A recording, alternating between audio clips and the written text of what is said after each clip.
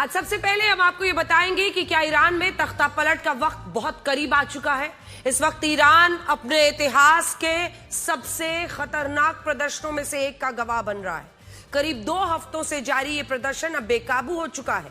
हिंसा, आगजनी, सुरक्षा कर्मियों पर हमलों ने ईरान के सुप्रीम लीडर अली खमेनेई को सोचने पर मजबूर कर दिया है।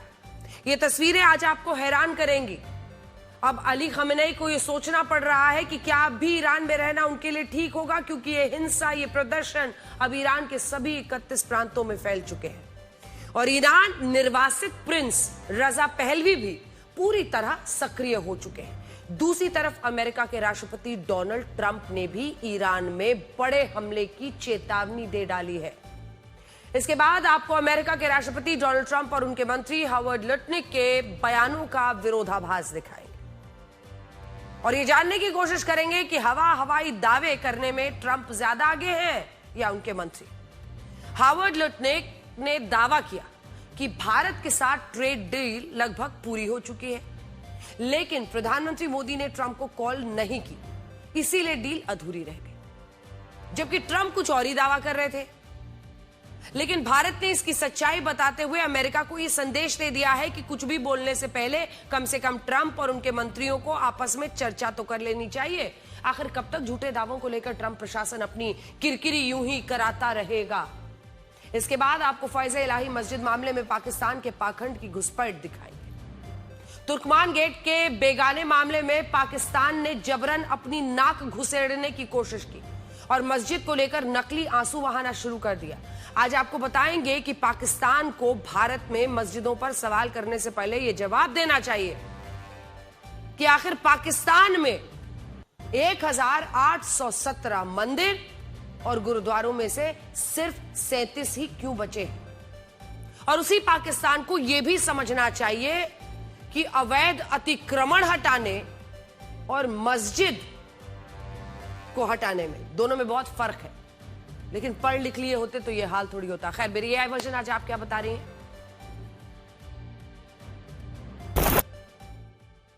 आज मैं आजमगढ़ के एक ऐसे स्कूल के बारे में बताऊंगी जिसकी मान्यता तो सीबीएसई से है, लेकिन वहां छोटे छोटे बच्चों को धार्मिक शिक्षा दी जा रही है, जिसका वीडियो सोशल मीडिया पर वायरल हो रहा है।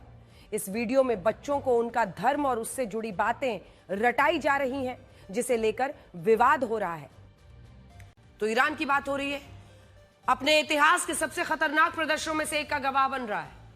पिछले 13 दिनों से प्रदर्शनों में गुरुवार की रात हालात ज्यादा खराब हो गए, स्थिति नियंत्रण से बाहर ही चली गई। जगह जगह आगजनी हो रही है, प्रदर्शनकारी पुलिस वालों पर हमले कर रहे हैं, उनकी हत्या कर रहे हैं। ईरान के सुप्रीम लीडर अली खमेनेई को यह समझ में नहीं आ रहा है कि इन हालात में वो क्या करें। पहले खबरें भी आई थी कि वो रूस जा सकते हैं। खमेनेई इन प्रदर्शनों को भड़काने का आरोप अमेरिका पर लगा रहे हैं। अब यह आरोप बड़ी गंभीर है। यहीं से इस पूरे मामले को आप समझिए। हम ईरान से इस किस्से की शुरुआत क्यों कर रहे हैं। वेनेजुएला आपने देखा, हर कोई हैरान हो गया, विश्व हैरान रह गया। मानवाधिकारों पर पूरे विश्व को लेक्चर देने वाले अमेरिका, विश्व शांति की बात करने वाले अमेरिका, नोबेल प्राइज की चाहत रखने वाले डोनाल्ड ट्रंप वेनेजुएला के राष्ट्रपति को उठाकर बंदी बनाकर अपने देश में ले आते हैं, वेनेजुएला की संप्रभुता को दरकिनार करते हुए। और अब ईरान में बार बार उनकी धमकियां आ रही थी और उसके बाद यहां पर जो स्थिति बन रही है, जो ये आगजनी आप देख रहे हैं सड़कों पर, इन सबको भड़काने का आरोप अमेरिका पर ईरान लगा रहा है। वो कह रहा है कि ट्रंप को खुश करने के लिए देश के हालात खराब ना करे। यह प्रदर्शन अब ईरान के सभी 31 प्रांतों के 100 से ज्यादा शहरों में फैल चुका है। ईरान ह्यूमन राइट्स का कहना है कि सुरक्षा बलों की कार्रवाई में कम से कम 45 प्रदर्शनकारी मारे गए, जिनमें 8 बच्चे शामिल हैं। इसके अलावा 8 सुरक्षा कर्मियों की भी मौत हुई है और 2270 प्रदर्शनकारियों को गिरफ्तार भी किया गया है। ईरान में ये प्रदर्शन निर्वासित प्रिंस रजा पहलवी के आह्वान पर हो रहे हैं। खराब अर्थव्यवस्था, महंगाई के खिलाफ शुरुआत हुई इन प्रदर्शनों की और अब ये सरकार के खिलाफ एक बहुत बड़े आंदोलन का शक्ल ले चुका है। इसके बाद अब रजा पहलवी ने लोगों से सड़कों पर आने की अपील की है और कहा कि लोगों को ये दिखाना चाहिए कि वो अपनी हुकूमत बदलना चाहते हैं। अब इन सब के बीच अगर अमेरिका पर यह गंभीर आरोप ईरान लगा रहा है कि इन प्रदर्शन को अमेरिका से उकसाया जा रहा है, तो इसके 2-3 पहलू हैं जो आपको समझने चाहिए। पहली बात तो यही है कि अमेरिका का एक इतिहास रहा है, दूसरे देशों में तख्ता पलट का इतिहास, दूसरे देशों में अपने चुनिंदा लोगों को सत्ता सौंपना। एक नहीं अनेकों देशों की लिस्ट है। वेनेजुएला में जो हो रहा है वो आप देख ही रहे हैं, ईरान में भी तख्ता पलट से इसे जोड़ा जा रहा है। और देखिए जिस तरह से अब अपील की जा रही है, वहां पर खुल करके आप सड़कों पर निकलिए। इस अपील के बाद कल रात तेहरान में भीषण प्रदर्शन हुए, प्रदर्शनकारियों ने सड़कें ब्लॉक कर दी, सार्वजनिक संपत्ति को आग लगाई। ईरान की सड़कों पर खामनेई की मौत के नारे गूंज रहे हैं। नारे ये भी लग रहे हैं कि शाह पहलवी लौटेंगे। फिलहाल ईरान में इंटरनेट और फोन सेवाएं बंद कर दी गई हैं। तेहरान एयरपोर्ट को भी बंद कर दिया गया है, सेना को अलर्ट पर रखा गया है। तेहरान में बाजार बंद रहे, छात्रों ने यूनिवर्सिटी कैंपस पर कब्जा कर लिया। आज शुक्रवार भी था, जुमे की नमाज का दिन था। इन सब के बाद देखिए कैसी स्थितियां बनी हुई हैं। यूनिवर्सिटी कैंपस पर कब्जा कर लेना, इसके तुरंत बाद सरकार ने पूरे देश में इंटरनेट और फोन लाइंस काट दी।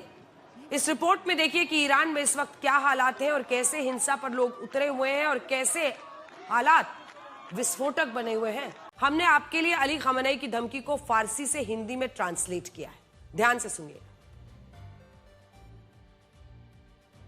हम कुछ ही देर में आपको सुनाएंगे कि उन्होंने क्या कहा है, किसी वजह से फिलहाल दिखाने में दिक्कत आ रही है।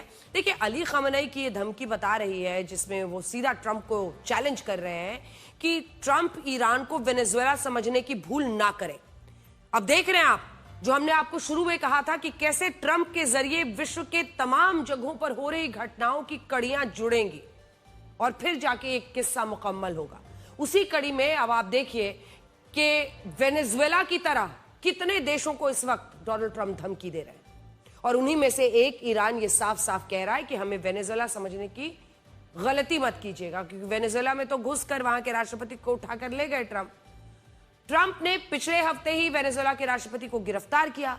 वेनेजुएला पर अमेरिका ने हमला किया, रातों रात राष्ट्रपति मादुरो और उनकी पत्नी को किडनैप किया, फिर उन पर मुकदमा चलाने के लिए उन्हें न्यूयॉर्क लेकर आए।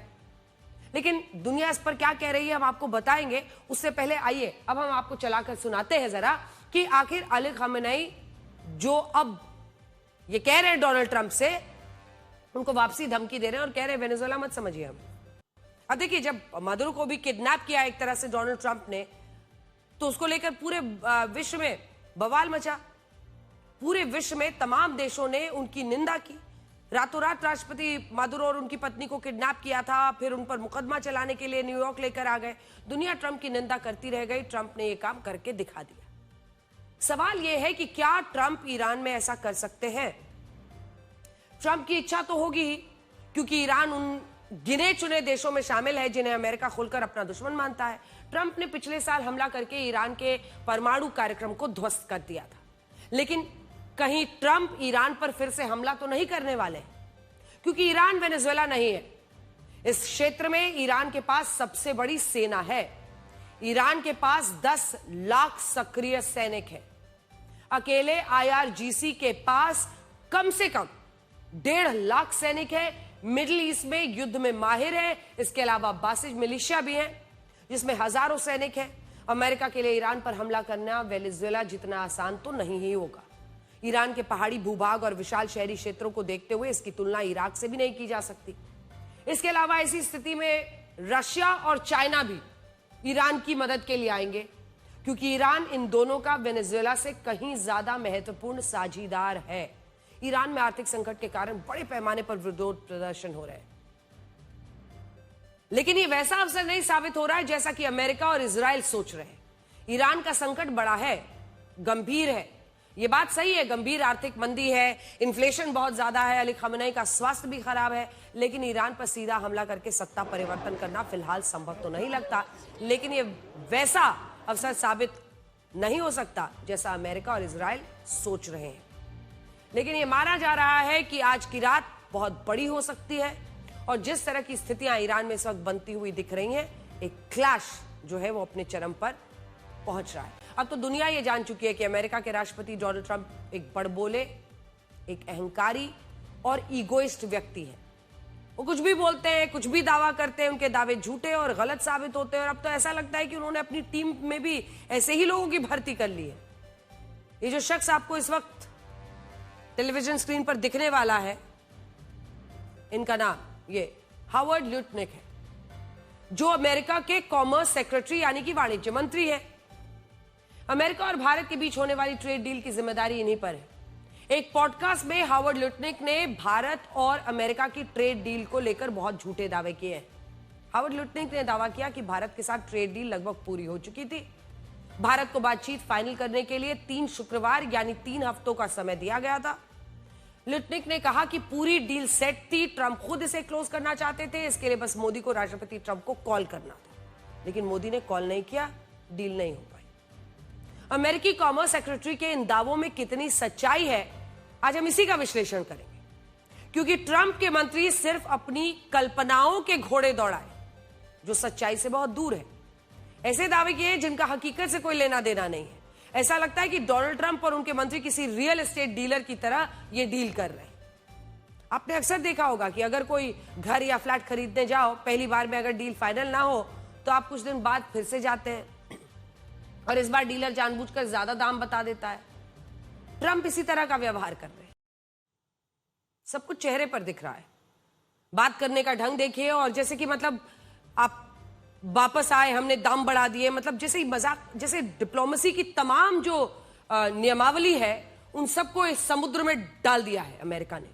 और जिस तरह की भाषा, जिस तरह की धौंस, जिस तरह की अकड़ दिखा रहे हैं, वो कल्पना के परे है। अमेरिका के वाणिज्य मंत्री गलत दावे कर रहे हैं, क्योंकि हकीकत यह है कि भारत और अमेरिका के बीच पिछले साल 13 फरवरी से ही ट्रेड डील की बातचीत हो रही थी।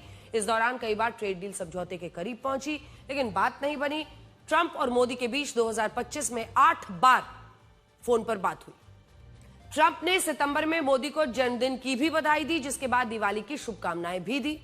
इसके बावजूद अमेरिका के कॉमर्स सेक्रेटरी कह रहे हैं कि बातचीत नहीं हुई। असल में ट्रंप की दिक्कत यह है कि वो हर बात को ईगो पर ले लेते हैं। वो एक ईगोइस्टिक व्यक्ति हैं, उनके अंदर अहम है, और यह अहम कई बार अहंकार बन जाता है। भारत के केस में भी ऐसा ही हुआ है। ट्रंप के मंत्री के इन दावों की हकीकत सुनिए। हकीकत यह है कि अमेरिका का राष्ट्रपति बनने के बाद 13 फरवरी 2025 को सबसे पहले ट्रेड डील को लेकर भारत और अमेरिका के बीच बातचीत शुरू हुई। फिर आ जाइए, पन्ना पलटिए, अप्रैल 2025। ट्रंप ने पूरी दुनिया के लिए रेसिप्रोकल टैरिफ की घोषणा की, तो इसमें भारत पर भी 25% अतिरिक्त टैरिफ लगाने का ऐलान। लेकिन ट्रंप के उसी एग्जीक्यूटिव ऑर्डर में यह भी लिखा हुआ था कि जिन जिन देशों के साथ ट्रेड डील चल रही है, जब वो खत्म होंगी तो उसी आधार पर टैरिफ लगेगा। लेकिन इसके बाद मई में ऑपरेशन सिंदूर हुआ, 10 मई को सीज फायर हुआ। ट्रंप ने पूरी दुनिया के सामने दावा किया कि भारत और पाकिस्तान का युद्ध उन्होंने रुकवाया, धमकी देकर रुकवाया। कहा कि मैंने भारत को ट्रेड डील की धमकी दी, जिसके बाद भारत ने युद्ध रोका। जबकि भारत का पक्ष यह था कि यह युद्ध पाकिस्तान के कहने से रोका गया है, पाकिस्तान के गिड़गिड़ाने से रोका गया है, क्योंकि पाकिस्तान ने हमला नहीं करने को कहा था। लेकिन इसके बावजूद ट्रंप नहीं रुके, दावा करते रहे कि युद्ध उन्होंने ही रुकवाया है। ट्रंप के इन दावों पर भारत में भी खासा राजनीतिक हंगामा हुआ। संसद में बहस हुई। उस बहस में सरकार की तरफ से साफ साफ कहा गया कि किसी भी विदेशी नेता के कहने से यह युद्ध नहीं रुका। आपको याद होगा, पिछले साल मुझे लगता है जून का महीना था, जब कनाडा में G7 के नेताओं की बैठक थी, जिसमें प्रधानमंत्री मोदी भी पहुंचे थे। वहां ट्रंप भी मौजूद थे, लेकिन उन्हें ईरान और इजराइल के युद्ध की वजह से जल्दी लौटना पड़ा था, और इस वजह से मोदी और ट्रंप की मुलाकात नहीं हुई। लेकिन दोनों नेताओं के बीच फोन पर बात हुई। खुद ट्रंप ने प्रधानमंत्री मोदी को अमेरिका आने का ऑफर दिया था, कहा था कि भारत लौटते हुए अमेरिका से होकर जाएं, लेकिन मोदी नहीं गए। उन्होंने ट्रंप का अमेरिका आने का ऑफर रिजेक्ट किया, और यह बात खुद मोदी ने ओडिशा की रैली में कही।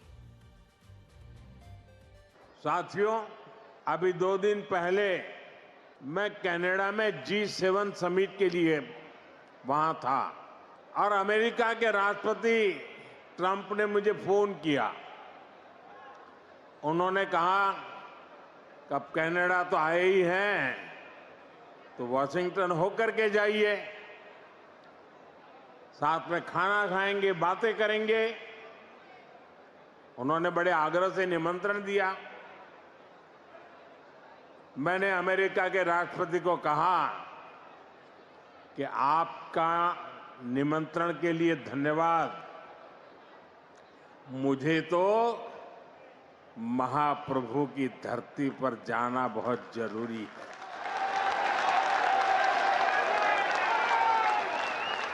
और इसलिए मैंने उनके निमंत्रण को नम्रता पूर्वक मना किया और आपका प्यार, महाप्रभु की भक्ति मुझे इस धरती पर खींच करके ले आई। अनुमान है कि 2025-26 में भारत की जीडीपी 7.4% की दर से बढ़ रही है, जबकि इसके पिछले साल 2024-25 में भारत का ग्रोथ रेट 6.5% था। और इस साल भी दुनिया की तमाम बड़ी एजेंसियों ने भारत के ग्रोथ रेट को जो प्रेडिक्ट किया है वो है 6.5 to 7.4%। एक बार फिर से दिखा दीजिए। ये संभावना जताई है कि भारत की जो जीडीपी है वो 6.5 से 7.4 के बीच रह सकती है, यानी कि भारत की इकोनॉमी पर कोई फर्क नहीं पड़ा है। आज उन तमाम लोगों को भी ये देखना चाहिए जो उस दौरान सोशल मीडिया पर उछल उछल कर ताली बजा रहे थे कि लो लग गया, अब तो टैरिफ लगा दिया ट्रंप ने टैरिफ। ताली पीटने वालों को देखना चाहिए कि भारत ने उसके लिए वैकल्पिक स्थितियां बनाई, किन देशों पर फोकस करना है उस पर वो आगे बढ़े, और आज जो स्थिति है जीडीपी की वही उसका सबसे बड़ा प्रमाण है। कल ही हमने आपको बताया था कि अमेरिका एक ऐसा कानून लाने जा रहा है 500% टैरिफ वाला, और इसीलिए सारे लोग पूछ रहे हैं अब कि 500% टैरिफ लगाएगा क्या। बिल का नाम है sanctioning Russia act 2025। Sanctioning Russia नाम से लाए। इसका मकसद उन देशों पर दबाव बनाना है जो यूक्रेन युद्ध के बीच रशिया से सस्ता कच्चा तेल खरीद रहे हैं। अमेरिका का आरोप है कि इससे रूस को युद्ध लड़ने में मदद मिल रही है। मतलब साफ है कि जो देश रशिया के साथ बैकडोर लेकर कारोबार करेगा वो भी अमेरिकी कार्रवाई की जद में आ सकता है। इस एक्ट के तहत रशिया के ऊर्जा, बैंकिंग, डिफेंस सेक्टर्स को निशाना बनाया गया है। बताया जा रहा है कि ट्रंप ने संसद में बिल को पेश करने के लिए हरी झंडी दे दी है। यह बिल पिछले कई महीनों से तैयार किया जा रहा था। इसे अगले हफ्ते संसद में वोटिंग के लिए लाया जा सकता है। भारत के विदेश मंत्रालय की तरफ से इस पर प्रतिक्रिया आई है। विदेश मंत्रालय का कहना है कि भारत अपनी ऊर्जा संबंधी फैसले 140 करोड़ भारतीयों के हिसाब से लेगा। मतलब भारत किसी के दबाव में नहीं आएगा। अमेरिका भारत को दबाव में लाने की हर टैक्टिक्स का इस वक्त इस्तेमाल कर रहा है। सुनिए। जिस बिल की आप बात कर रहे हैं, जो प्रस्तावित बिल है, उसके बारे में हमको ज्ञान है और इन मसलों को और इस बिल को हम लोग बड़े ध्यान से, जो भी उनके साथ जो गतिविधियां हो रही है उस पर हम ध्यान अपना केंद्रित किए हुए हैं। साथ ही साथ मैं आपको बताना चाहूँगा कि जहाँ तक ऊर्जा स्रोतों का सवाल है उससे आप भली भांति वाकिफ़ है कि हमारा क्या रवैया है, क्या हमारा अप्रोच है। इस संदर्भ में जैसा कि आप जानते हैं कि हमारी जो हमारा अप्रोच होता है वो वैश्विक बाज़ार में क्या परिस्थिति है, किस प्रकार का माहौल है, उसको मद्देनज़र रखते हुए, और साथ ही साथ जो हमारे अपने एक इम्पेरेटिव है कि हमारे जो 1.4 अरब लोग हैं उनको किस प्रकार से सस्ते दाम पर ऊर्जा मुहैया कराया जाए। इन दोनों चीज़ों को देखते हुए हम लोग अपनी ऊर्जा स्रोतों के बारे में हमारी अपनी स्ट्रेटजी और नीति को तय करते हैं। अब आपको तुर्कमान गेट हिंसा को लेकर पाकिस्तान का पाखंड दिखाने का वक्त आ गया है।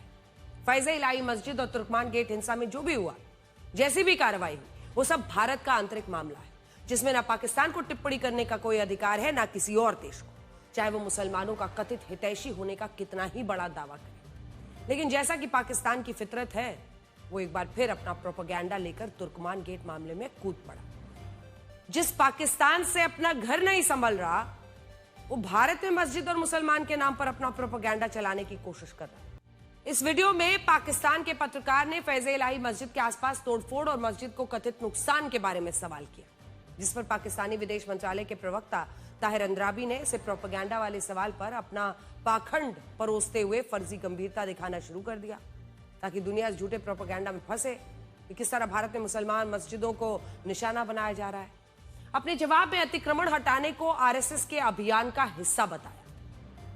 कहा कि अतिक्रमण के बहाने से मस्जिदों को निशाना बनाया जा रहा है। झूठ की हद ही पार कर दी, इसे मुस्लिम विरासत को मिटाने की साजिश तक करार दे दिया और एक बार फिर बाबरी मस्जिद के विध्वंस का जिक्र करते हुए भारत में इस्लामोफोबिया का आरोप लगाया और अंतर्राष्ट्रीय समुदाय से हस्तक्षेप की मांग करते हुए भारत में मस्जिदों को बचाने की झूठी अपील कर दी।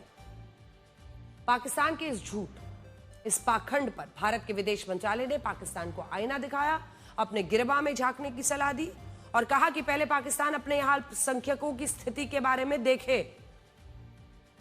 I did not elaborate or to tell you that what is the situation of minorities in that country, and those people who make such comments should first look at their own record before commenting on others.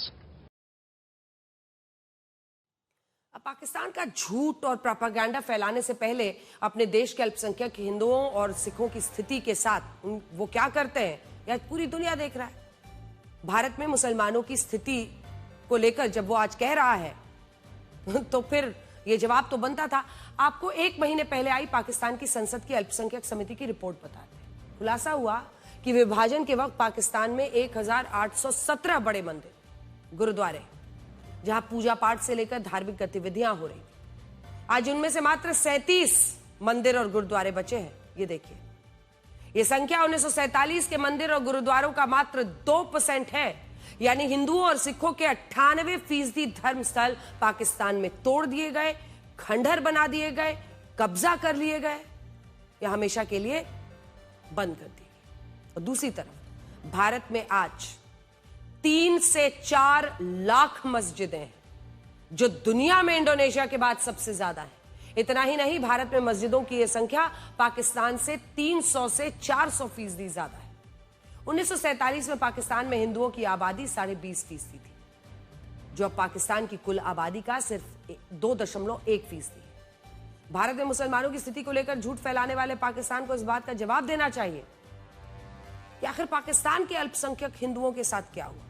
उनकी आबादी बढ़ने या स्थिर रहने के बजाय घटती क्यों गई, और इतनी घटती गई कि वहां हिंदू नाम मात्र के अब बचे हैं। आज हम पाकिस्तान के पाखंड को बेनकाब करते हुए यह भी बताएंगे कि अवैध अतिक्रमण हटाने और मस्जिद हटाने में क्या फर्क होता है। पाकिस्तान दुष्प्रचार के जरिए भारत के आंतरिक मामलों में दखल देने की कोशिश कर रहा है। उसे बता दें कि फैज़े इलाही मस्जिद को रत्ती भर भी नुकसान नहीं पहुंचाया गया। नुकसान पहुंचाना तो दूर, मस्जिद को छूना तो दूर, अतिक्रमण विरोधी अभियान से जुड़ा कोई भी व्यक्ति मस्जिद के पास तक नहीं गया। एआई जनरेटेड वीडियो से हम आपको दिखा रहे हैं कि मस्जिद के आसपास जो ये अतिक्रमण है, सिर्फ उसे हटाया जा रहा है। ना ये क्रेन्स, ना ये जो लोग अतिक्रमण हटाने गए थे, कोई मस्जिद के पास तक नहीं गया। दिल्ली के तुर्कमान गेट इलाके में जो भी कार्रवाई की गई वो सिर्फ अवैध अतिक्रमण के खिलाफ थी और पूरी तरह हाईकोर्ट के आदेश के अनुसार की गई। फैज़े इलाही मस्जिद बिल्कुल सुरक्षित है, उसी स्थिति में है जैसे पहले थी। नमाज जैसी गतिविधियां सामान्य रूप से चल रही हैं। आज भी जुमे की नमाज अता की गई है। पाकिस्तान प्रोपेगेंडा फैला रहा है, भारत में मुस्लिम विरासत को नुकसान पहुंचाया जा रहा है, जबकि पाकिस्तान का खुद का रिकॉर्ड इस मामले में बहुत खराब है। वहां अल्पसंख्यक हिंदुओं और सिखों के धार्मिक स्थल और उनकी पहचान से जुड़ी इमारतें मिटा दी गई।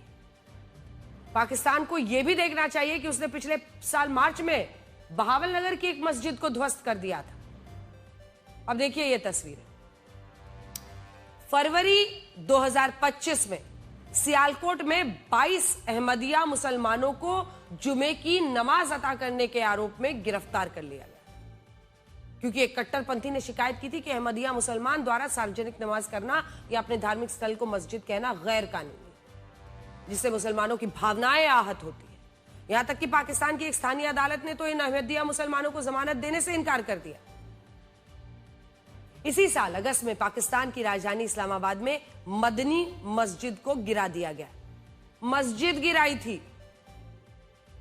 इससे यह पता चलता है कि पाकिस्तान खुद वहां हिंदुओं, सिखों के अलावा फिरकों के मुसलमानों पर अत्याचार करता है, मस्जिदों को भी तोड़ देता है, खुद तोड़ रहा है। उसके पाखंड को बेनकाब करने के लिए यह सब काफी है, जहां सभी मुसलमानों के पास भी धार्मिक स्वतंत्रता नहीं है।